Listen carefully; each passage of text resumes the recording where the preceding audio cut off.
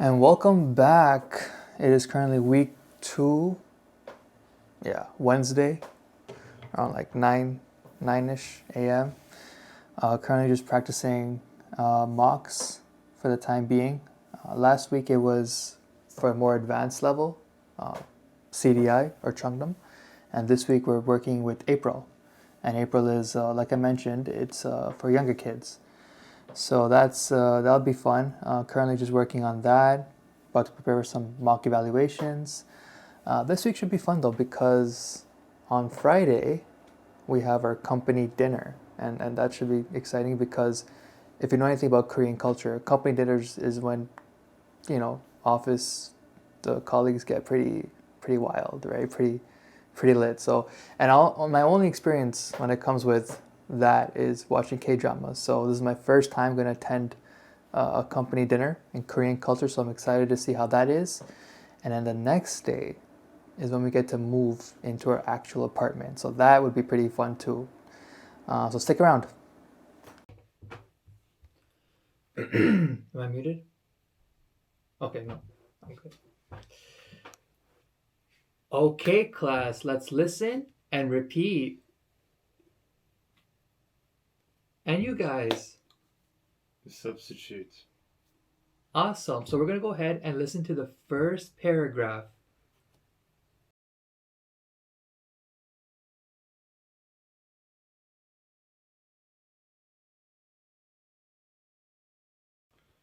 No, I think he did very well in terms of that. He made it very clear for everyone. I liked how he went over what is. Okay. Just finished mocks. Now we have a little bit of a break before we go to group study. So I thought I'd get some food. So in the meantime, here's a little look of the inner alleyway in Seoul. We're going to our favorite trusty 7-Eleven. For the first 2 weeks, it's going to be pretty much this because I don't have my ARC card. So I can't order food. I need a cell phone number. So basically, this is what I've been going to. 안녕하세요. Yeah. And then usually here's where I get. Oh yeah. Look at that. Ooh.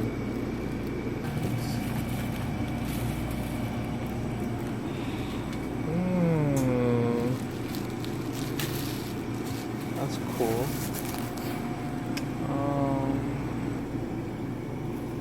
And one really cool thing here is they have so many good deals. Like, look at this: 2 plus 1, 1 plus 1, and they're kind of affordable too. Like 1,500 won is like $1.50. Like that's really cheap.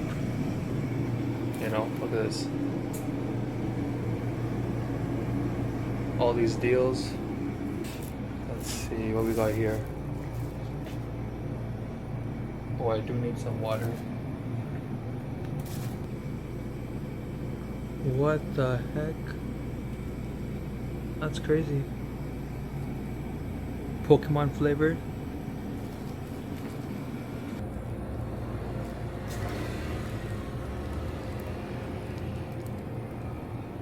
All these crazy selections. Pretty nice. You wouldn't see this back home.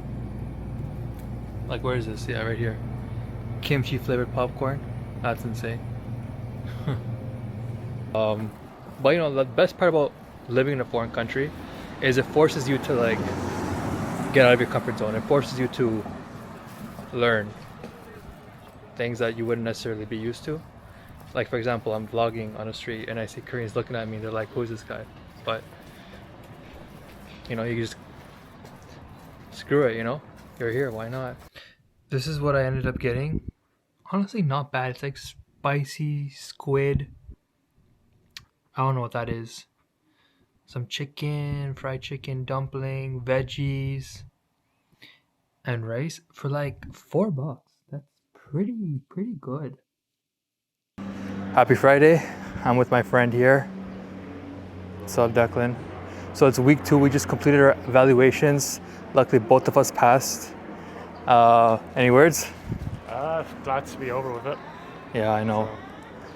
Honestly, we deserve it. It's 2 weeks back to back of continuously studying and then prepping. And now we're on our way to our school to shadow some more. We've already kind of visited last week and now this week. This is kind of the last day, and then next week we start. So really excited to kind of get into the groove. One thing I really like about the streets of Seoul, or I guess the inner streets, is like, look at how beautiful it is. Like it's small inner lanes, but like it's very well organized, very well, it's very pretty. So yeah. Hi. Today is Saturday. Just finished unpacking, actually moved into my new place. I also mentioned that I wanted to take you guys to our company dinner. I did bring my vlogging camera, but the thing is, if you know anything about Korean culture, especially the first meeting, you're pretty much a one-on-one with the boss.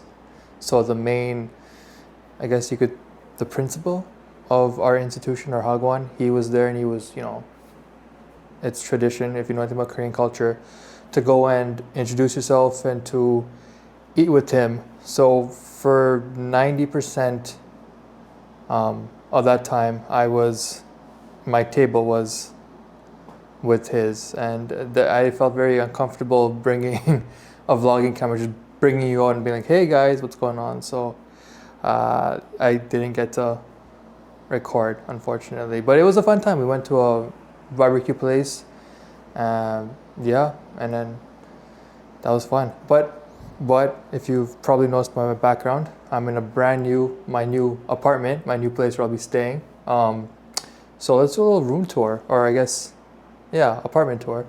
From here, the entrance comes with, I was really fortunate enough, came with the fridge, sink, amenities. It comes with a washing machine, no dryer though. The dryer is the coat rack, but that's fine. Bed, sofa, which came on my previous, the previous person who stayed here, she graciously left the sofa, so I was pretty fortunate. And this is the washroom. So overall, not bad. It's nighttime now, so I can't really show the outside, or I guess my view from the outside, but I'm on the 14th floor. Yeah, you probably can't tell. Here's a quick look when it's in the morning or daytime. What a beautiful view. I don't know if you could kind of see, but in the distance there, we have mountains. Like, we are surrounded by